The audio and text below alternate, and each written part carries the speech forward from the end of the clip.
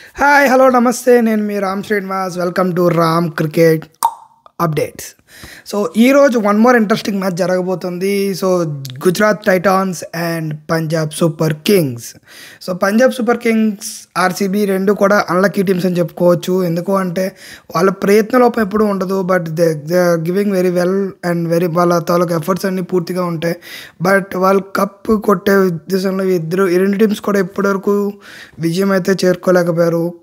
So Punjab Super Kings తాలూకా franchise owner ప్రీతి Zinta. So first franchise నుంచి ఈ franchise వరకు కూడా చాలామంది కెప్టెన్స్ని మార్చి తన తాలూకా అదృష్టాన్ని పరీక్షించుకోవాలనుకుంది. బట్ ఎప్పుడు కూడా తన అదృష్టం కలిసి రాలేదు. ఈసారైనా తన అదృష్టం కలిసి రావాలని చెప్పి కోరుకుంటూ, ఎందుకు అంటే లాస్ట్ టైం ఛాంపియన్స్ అయిన కలకత్తా నైట్ రైడర్స్ తాలూకా కెప్టెన్ శ్రేయస్ అయ్యర్ ఈసారి పంజాబ్ తాలూకా కెప్టెన్గా వ్యవహరించనున్నాడు. సో ఇది కొంచెం పంజాబ్కి కొంచెం కలిసి వచ్చే అంశం. But coming to the teams చూస్తే పంజాబ్ టీం అంత స్ట్రాంగ్గా అయితే అనిపించట్లేదు. కొంతమంది కీ ప్లేయర్స్ పక్కన పెడితే రిమైనింగ్ అందరూ కూడా కొంచెం అన్క్యాప్ ప్లేయర్స్ అండ్ కొత్త మనుషులు. సో ప్రెజర్ని ఎంతవరకు వాళ్ళు క్యారీ చేయగలరు అన్న విషయం మీద పంజాబ్ తాలూకా టీం అన్నది ఒకసారి ఆలోచించుకొని ఇంకా మంచిగా టీం సెలెక్ట్ చేసుకుంటే బాగుంటుంది అన్నది నా తాలూకా personal opinion. So compare to GT and Gujarat Titans and Punjab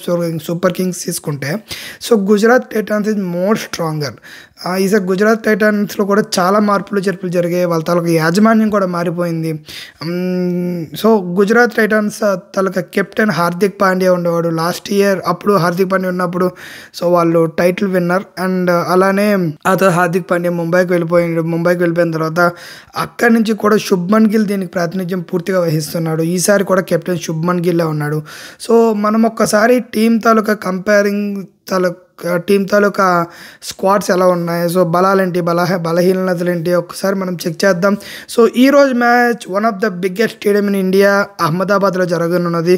so ముందు స్టేడియం తాలూకా రిపోర్ట్కి వస్తే మనకి స్టేడియం అన్నది ఇప్పుడు అక్కడ ఉన్న వెదర్ డ్యూ కండిషన్స్ చూసుకుంటే పిచ్ రిపోర్ట్ అయితే ఓపెన్గా పిచ్ రిపోర్ట్ ఉన్నది ఏంటంటే ఫస్ట్ బ్యాటింగ్ కన్నా సెకండ్ బ్యాటింగ్ కంఫర్టబుల్గా ఉంటుంది. ఎందుకు అంటే డ్యూ ఫ్యాక్టర్ కొంచెం ఎక్కువ ఉండడం వల్ల సో సెకండ్ బ్యాటింగ్ అన్నది కొంచెం ఈజీ అవుతుంది. సో ఫస్ట్ టాస్ అన్నది చాలా కీలకంగా మారనున్నది. సో టాస్ ఎవరైతే గెలిచారో వాళ్ళు ఖచ్చితంగా కూడా బౌలింగే తీసుకుంటారు, ఫీల్డింగ్ చూస్ చేసుకుంటారు. సో అపోనెంట్కి బ్యాటింగ్ అన్నది హ్యాండ్ ఓవర్ చేస్తారు అని చెప్పి రిపోర్ట్స్ అయితే ఉన్నాయి. అలానే మ్యాచెస్ కూడా చూస్తే చాలా మ్యాచెస్ అహ్మదాబాద్లో గెలిచిన ప్రతి టీం కూడా సెకండ్ బ్యాటింగ్కే ప్రిఫర్ చేయడం అనేది ముందు నుంచి కూడా జరుగుతుంది. సో క్యాల్కులేషన్స్ అన్నీ చూస్తే అలానే ఉన్నాయి. అలానే మనకి ఫస్ట్ బ్యాటింగ్ వచ్చేసరికి 200 స్కోర్ అయితే మినిమం ఉండాలి. 180 నుంచి 200 ఉంటే మేబీ డిఫెండ్ చేయడానికి అండ్ మేబీ కొంచెం డిఫెండ్ చేయడానికి ఈజీ అవుతుంది. ఒక 180 కన్నా తక్కువ ఉండే స్కోర్ అన్నది సో సెకండ్ బ్యాటింగ్ అన్నది కొంచెం ఈజీ కాబట్టి సో 180 అన్నది చాలా ఈజీగా అహ్మదాబాద్ పిచ్లో క్రాక్ చేయడం అనేది పెద్ద nothing big deal. So around 180 to 200 ఉంటే కొంచెం మ్యాచ్ అనేది టైట్ అవుతుంది, టఫ్ అవుతుంది అన్నది పిచ్ తాలూకా రిపోర్ట్. అలానే మ్యాచ్ తాలూకా గణాంకాలు కూడా పాత మ్యాచ్ గణాంకాలు కూడా ఇవే చెప్తున్నాయి. సో ఫస్ట్ బ్యాటింగ్ అనేది గుజరాత్ టైటాన్స్ చేస్తుందా, పంజాబ్కే చేస్తుందా అన్నది టాస్ విల్ డిసైడ్స్. సో ఒక్కసారి స్క్వాడ్స్ చెక్ చేద్దాం. స్క్వాడ్స్ చెక్ చేస్తే ఒకసారి ఎలా ఉన్నాయో చూద్దాం. సో కంపేరింగ్ చేసుకుంటే ఖచ్చితంగా పంజాబ్ కన్నా గుజరాత్ అనేది చాలా స్ట్రాంగ్గా ఉంది. సో చాలా కొంచెం మంచి రిమైనింగ్ టీమ్స్ కూడా తర్వాత మంచి కాంపిటేటర్ అవుతుంది గుజరాత్ అనేది. ఎందుకు అంటే వాళ్ళ తాలూకా టీమ్ స్క్వాడ్ ఎలా ఉంది, మంచి ఆల్రౌండర్స్ ఉన్నారు, మంచి బౌలర్స్ ఉన్నారు, మంచి బ్యాటర్స్ ఉన్నారు. సో అండ్ ఫీల్డింగ్లో కూడా సో గుజరాత్ తాలూకా టీం మంచి ఫీల్డర్స్ కూడా సేమ్ వీళ్ళే మంచి ఫీల్డింగ్ చేసే పర్సన్స్ ఉన్నారు. So compare to Punjab so Gujarat అయితే చాలా ఫేవరెట్గా ఉంది. అండ్ గుజరాత్ ఇంకో అడ్వాంటేజ్ హోమ్ టౌన్ కాబట్టి సో అన్ని రకాలుగా చూసుకుంటే ఈ మ్యాచ్ ప్రెడిక్షన్ చూసుకుంటే 70-30 కూడా 80-20 వేసుకోవచ్చు. సో 80% గుజరాత్ విన్ అవ్వచ్చు అవకాశం ఎక్కువ, 20% పంజాబ్ విన్ అవకాశం ఎక్కువ. ప్రిడిక్షన్ మ్యాచ్ తాలూకా సిచ్యువేషన్ బట్టి ప్రిడిక్షన్ మారచ్చు. 90% ఈ ప్రిడిక్షన్ అయితే చేంజ్ అవ్వదు. సో ఇవాళ తాలూకా మ్యాచ్లో మెయిన్ హీరోస్ ఎవరైనా ఉన్నారు, అదే కాబోయే విన్నర్స్ ఎవరైనా ఉన్నారు అంటే ఖచ్చితంగా గుజరాత్ అనే చెప్పాలి. సో ఒక్కసారి మన ఈ టీం తాలూకా స్క్వాడ్స్ చెక్ చేద్దాం ఎలా ఉన్నాయో. సో ఫస్ట్ గుజరాత్ టైటాన్స్కి వచ్చేసరికి జాస్ బట్లర్, తెలిసిందే కదా జాస్ బట్లర్ తాలూకా బ్యాటింగ్ ఎలా ఉంటుంది అనేది. విధ్వంసకరమైన బ్యాట్స్మెన్ జాస్ బట్లర్. ఒక్కసారి కుదురుకున్నాడా బౌండరీలు మోగిపోతాయి. సో అలాగే Shubman Gill, so our prince to India. And Shubman Gill కూడా అంతే కన్సిస్టెన్సీ ప్లేయర్. హిట్టింగ్ కాబట్టి హిట్టింగ్ చేయగలడు, డిఫెండింగ్ చేయగలడు, మ్యాచ్ని ముందు పార్ట్నర్షిప్ మీద కొంచెం నడిపించగలడు. సో కొంచెం ప్రెజర్లో కూడా మ్యాచ్ని తీసుకెళ్ళగల క్యాపబుల్ ఉన్న person. So after Virat Kohli, so everyone looking about Shubman Gill and Sai Sudarshan కూడా లాస్ట్ ఐపీఎల్లో చాలా మంచి బ్యాటింగ్ అయితే చేశాడు. సో సాయి సుదర్శన్ కూడా చెప్పాలంటే కొంచెం నిలకడ కలిగిన ఆటగాడనే చెప్పచ్చు. అలాగే Glenn Phillips one of the hitter and Shahrukh Khan is one of the batter and Washington సుందర్కి వచ్చేసరికి he's all-rounder and batsmen and bowling. So spin విభాగం అంతా కూడా వాషింగ్టన్ సుందర్ ఒక్కడు కూడా హ్యాండిల్ చేయగలడు. అండ్ ఇండియాలో కూడా చాలా మంచి ప్లేయర్. సో ప్రెజర్లో కూడా వాషింగ్టన్ సుందర్ బౌలింగ్ అయితే చేయగలడు. అండ్ తెవాటియా, సో అందరికీ ఐపీఎల్లో వన్ ఆఫ్ ద హీరో కింద చూసేది ఎవరైనా ఉన్నారంటే తెవాటియా.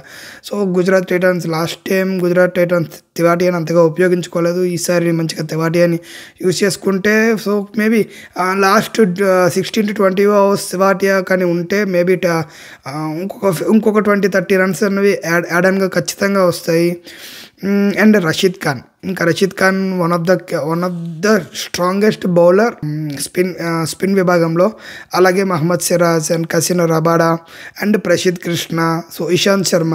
సో టీం చూసుకుంటే అన్ని రకాలుగా కూడా చాలా స్ట్రాంగ్గా అయితే కనిపిస్తుంది. సో బౌలింగ్ వచ్చేసరికి స్ట్రాంగ్ బౌలర్స్ ఉన్నారు. Ishant Sharma and Rashid Khan and Washington Sundar and Mohammed Siraj. So వీళ్ళందరితో చూసుకుంటే రబాడా అన్నది మేబీ ఇంపాక్ట్ ప్లేయర్లో ఉండొచ్చు. రబాడా నా గెస్ కరెక్ట్ అయితే ఇంపాక్ట్ ప్లేయర్లో రబాడాని తీసుకోవచ్చు బౌలింగ్ విభాగంలో. సో ఏ రకంగా చూసుకున్నా సరే ఒక 7th round వరకు కూడా బ్యాటర్స్ అండ్ ఆల్రౌండర్స్ కూడా గుజరాత్ టీంలో పుష్కలంగా ఉన్నాయి. సో అందువల్ల గుజరాత్ని కొంచెం ఏదైనా సరే ఆపాలి అంటే కొంచెం సింగిల్స్ మీద కాన్సన్ట్రేట్ చేయాలి. అపోనెంట్ టీమ్ సింగిల్స్ మీద కాన్సన్ట్రేట్ చేసి ప్రెజర్లో తీసుకెళ్ళి పెడితే మేబీ ఎక్కువ స్కోర్ రీచ్ అవ్వకుండా తక్కువలో ఆపగలిగే క్యాపబుల్ అయితే తక్కువలో ఆపగలిగే స్టాండర్డ్స్ అయితే ఉండొచ్చు. కమింగ్ టు ద పంజాబ్ టీమ్కి వచ్చేసరికి ద మెయిన్ ప్లేయర్ ఎవరైనా ఉన్నారు అంటే శ్రేయాస్ అయ్యర్ మీదే మొత్తం పంజాబ్ తాలూకా డిపెండెన్సీ అంతా ఉంది. So one of the opener Josh Inglis ఉన్నారు, సో ఆస్ట్రేలియన్ ప్లేయర్.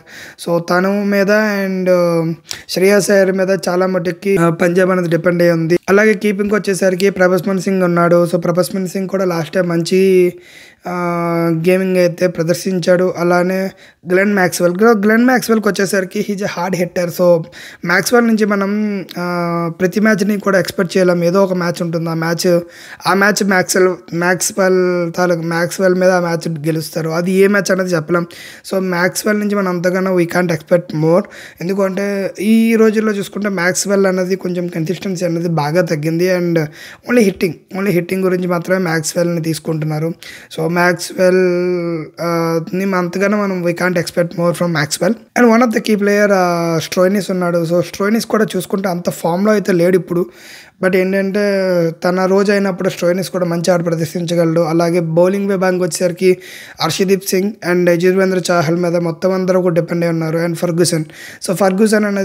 ఫర్గూసన్ కూడా మేబీ ఉంటే ఇంపాక్ట్ ప్లేయర్లో ఉండొచ్చు తప్ప కీ బౌలర్లో ఉండకపోవచ్చు. So Chahal and Harshdeep Singh and Jason వీళ్ళ ముగ్గురు మీద కూడా పంజాబ్ తాలూకా బౌలింగ్ అంతా కూడా డిపెండ్ అయి ఉంది.